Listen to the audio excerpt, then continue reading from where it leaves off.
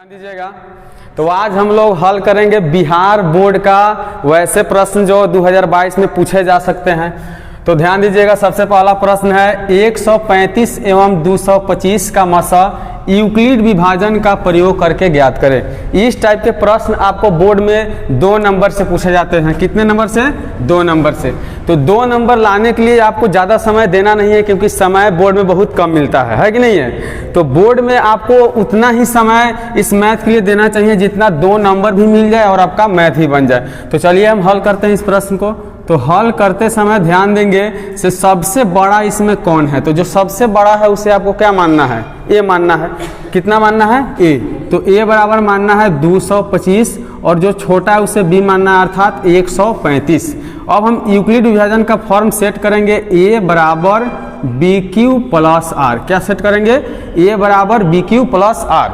तो थोड़ा सा समझने के लिए आपको क्या करना होगा से एक भाग विधि द्वारा देखना पड़ेगा। देखिए, तो भाग विधि में 225 को हम क्या करेंगे? अंदर लिख देंगे, ठीक है। उसके बाद यहाँ 135 से भाग देंगे, ठीक है। तो सिंपल भागा की तरह आपको भाग देना है। तो ध्यान दीजिएगा, 135 जो है 135 से आप देखिएगा 225 आपका कितना बार में कट रहा है। तो जैसे मान लीजिए से एक बार में कटे, तो 1 से पहाड़ा में करेंगे 135। तो देखिए 5 में से 5 गया 0, 12 में से 3 गया 9, और कितना हो गया? यहाँ देखिए 1 है, 1 में से कट गया, क्या बच गया? अब ध्यान देंगे 225 यहाँ लिखेंगे बराबर 135 गुने भागफल पर कितना आया? 1 प्लस शेष कितना आया? 90, ठीक है। तो फिर दूसरी बार आपको क्या करना है? तो दूसरी बार 90 को यहाँ रहने देना है और 135 को यहाँ उतारना है, ठीक है। अब 90 से भाग देना है 135 में। तो आपका भाजक कितना हो गया? 90 हो गया, गुने एक बार में लगाइए और घटा लीजिए। तो 5 13 में से 9 हो गया, कितना हो जाएगा? 4, अर्थात 45 शेष बचा। तो शेष के जगह पर कितना बचा? 45। तो भागफल में गुना करेंगे 1 से और जोड़ 45 को हम यहाँ लिख देंगे, ठीक है।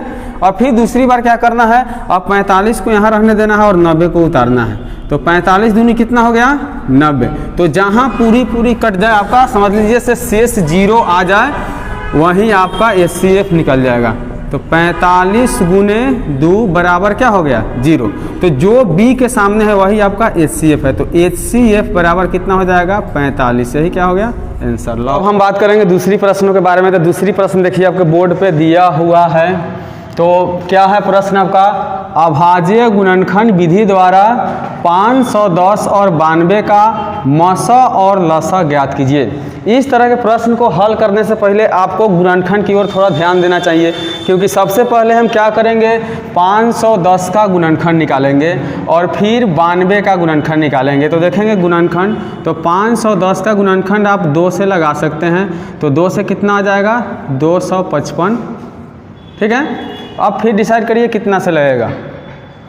तो आप यहाँ 3 से लगा सकते हैं, 3 8 24 हो जाएगा और 3 5 15, ठीक है। फिर आप कितना से लगा सकते हैं? 5 से, 17 5 85, ठीक है। फिर उसी टाइप से आप 92 का गुणनखंड निकालिएगा। तो 92 का गुणनखंड आपका 2 से लग जाएगा तो 46 हो जाएगा, फिर 2 से लगेगा तो 23 हो जाएगा। तो अब हम गुणनखंड निकालने के बाद हम हल में क्या लिखेंगे? हल लिखेंगे 510 बराबर, इसका गुणनखंड कितना आया है? तो 2 आया है, 3 5 और 17 हो गया। फिर उसी प्रकार से आप 92 का गुणनखंड लिख लीजिए। तो 92 का गुणनखंड कितना आया है? तो 92 का गुणनखंड है 2 गुने 23।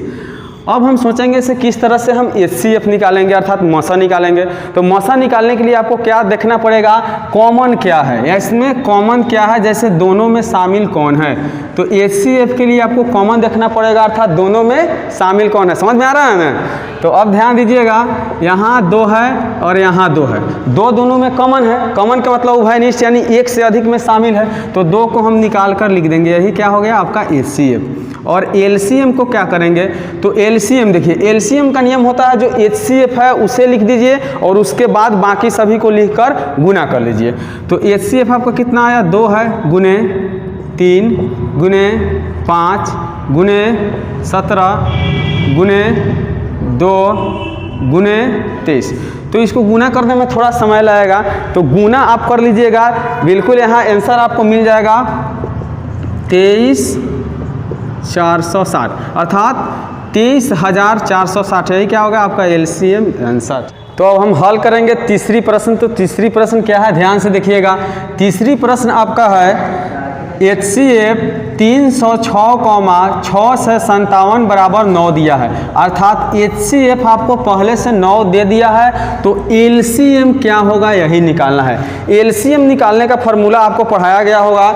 LCM बराबर क्या होता है, तो LCM बराबर फार्मूला होता है दो संख्याओं का गुणनफल, अर्थात पहली संख्या गुनी दूसरी संख्या और बाटा में क्या लिखना है, HCF। ठीक है, तो सबसे पहले हम ध्यान देंगे इसे क्वेश्चन मेरा क्या है, तो क्वेश्चन है 306 और 6 से 57। तो लिखेंगे हल में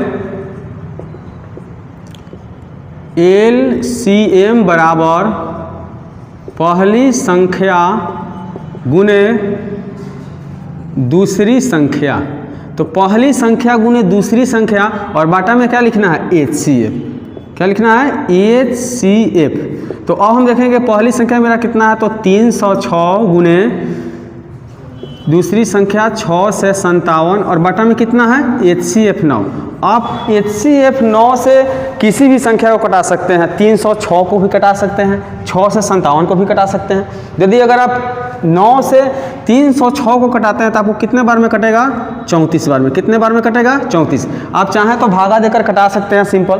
तो आपको 34 बार में कटेगा, तो हम 34 और 6 से 57 का गुना कर लेंगे, तो 34 गुने 6 से 57, तो आपका आंसर क्या प्राप्त हो जाएगा, 22,338। कितना आ जाएगा, 22,338। ठीक है, चलिए अब हम बात करते हैं अगली प्रश्न अर्थात चौथी प्रश्न के बारे में। तो चौथी प्रश्न आपका क्या है, ध्यान से देखिएगा। तो चौथी प्रश्न है एक द्विघात बहुपद ज्ञात कीजिए जिसके शून्यकों का योग -1/4। शून्यकों का योग कितना है, -1/4 और गुणनफल कितना है, 1/4 है। ठीक है, तो ध्यान दीजिएगा। तो सबसे पहले हम शून्यकों का योग और शून्यकों का गुणनफल दिया है। तो शून्यक यदि मेरा अल्फा हो और बीटा हो तो हम इसका एक बार योग लिख लेंगे और एक बार गुणनफल लिख लेंगे। ठीक है, तो चलिए हम हल करते हैं। तो हल में क्या करेंगे, सबसे पहले जो दिया गया है वो आपका क्या है, सबसे पहले जो दिया है योग और दूसरा क्या है, गुणनफल। तो हम योग में लिखेंगे अल्फा प्लस बीटा बराबर -1/4। ठीक उसी प्रकार गुणनफल में लिखेंगे अल्फा इंटू बीटा बराबर 1/4। अब सबसे पहला बात ये होना चाहिए कि आपको द्विघात बहुपद का फार्मूला याद होना चाहिए। यदि द्विघात बहुपद का फार्मूला आपको याद ना हो तो आपको मैथ हल करना बहुत मुश्किल हो सकता है। ठीक है, तो चलिए द्विघात बहुपद का फार्मूला क्या होता है लिखते हैं। तो द्विघात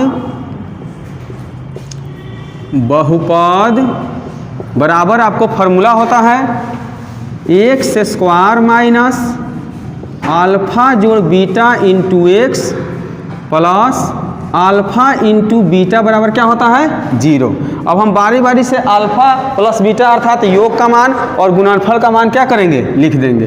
तो x² माइनस अल्फा जोड़ बीटा का मान कितना है, तो -1/4 है, तो लिखेंगे -1/4 into x plus alpha into beta का मान कितना है, तो 1/4 है। कितना है, 1/4 बराबर क्या हो जाएगा, 0। अब x² को उतार देंगे और माइनस से माइनस में गुना कर लेंगे। तो माइनस से माइनस में गुना करेंगे तो क्या हो जाएगा, प्लस हो जाएगा।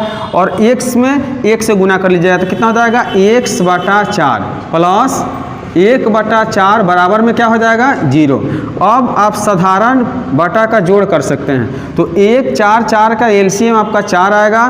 तो 1 से 4 तो 4 से x² में गुना कर लीजिएगा तो 4x² प्लस 4 एकम 4 तो x में 1 से गुना करिएगा 1 हो जाएगा प्लस 4 एकम 4 तो 1 एकम 1 बराबर में क्या हो जाएगा, 0। अब इसके बाटा में आप 1 मान लीजिए और कोने कानी क्या करना है, गुना कर लेना है। तो देखिए कोने कानी गुना कैसे होगा, तो ऊपर वाले से नीचे वाले में, ऊपर वाले से नीचे वाले में, तो 4x² अर्थात 4x² से 1 में गुना करिएगा तो क्या हो जाएगा, 4x² प्लस 1 से 1 में गुना करिएगा x प्लस 1 से 1 में गुना करिएगा 1 और नीचे वाले 4 से ऊपर वाले 0 में, तो 4 से 0 में गुना करिएगा तो क्या हो जाएगा, 0। यही आपका हो गया द्विघात बहुपद। इस प्रकार चौथा प्रश्न का हल किया गया। ठीक, तो अब हम देखेंगे अगली प्रश्न अर्थात 5 नंबर प्रश्न। तो 5 नंबर आपका प्रश्न है 3x² minus x³ minus 3x plus 5 को x माइनस 1 माइनस x² से भाग दीजिए।